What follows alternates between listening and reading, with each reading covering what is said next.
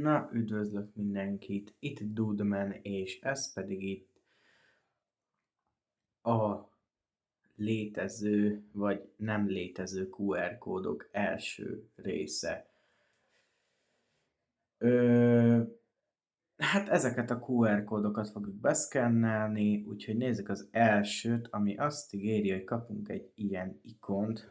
Hát, nem tudom, én ezt most lefényképezem, és akkor nézzük is meg. QR kód beolvasó, így is van. Ez kell nekem észlelve, és akkor nyissuk meg a Brawl Stars-t.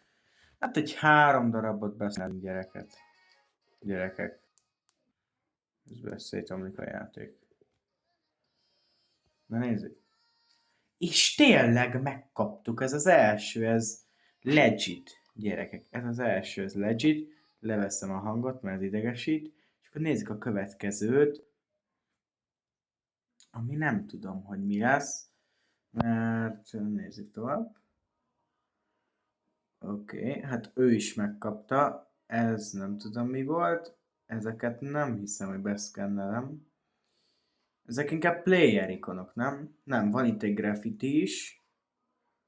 Na nézzük csak meg ezt.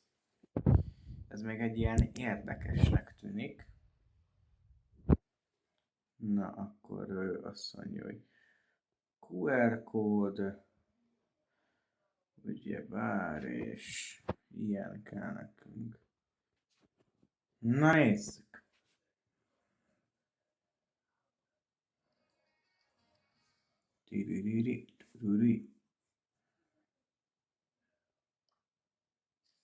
És meg is kaptuk, itt is van.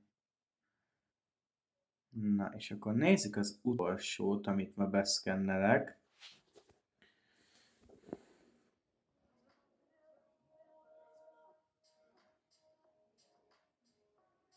Hát ezek pinek, nem? De ez mind pin. Ez megvan, ezt már beszkenneltem.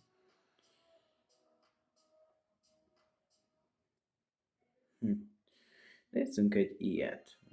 Hát, ha kapunk valami normálisat. De nem úgy néz ki. Nézzük egy ilyet. De nem a petíciót akarom. Na nézzük oda.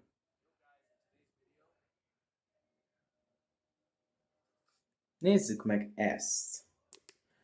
Hát, ha még ez létezik. És ha ez létezik, akkor utána el is búcsúzok. Mert hát eddig mindegyik létezett. Na nézzük meg, hogy ez létezik. Nézzük meg. És létezik. Nagyon jó. Figyeljetek, én ezt akkor be is állítom most. Na. Állítsuk be. Viszket a fejem. Hol is van? Itt van. És nagyon jó. Nagyon tetszik. Na gyerekek, viszont hogyha tetszett a videó, akkor iratkozzatok föl, és nyomjatok egy lájkot. Én Dudman voltam. Na, szevasztok!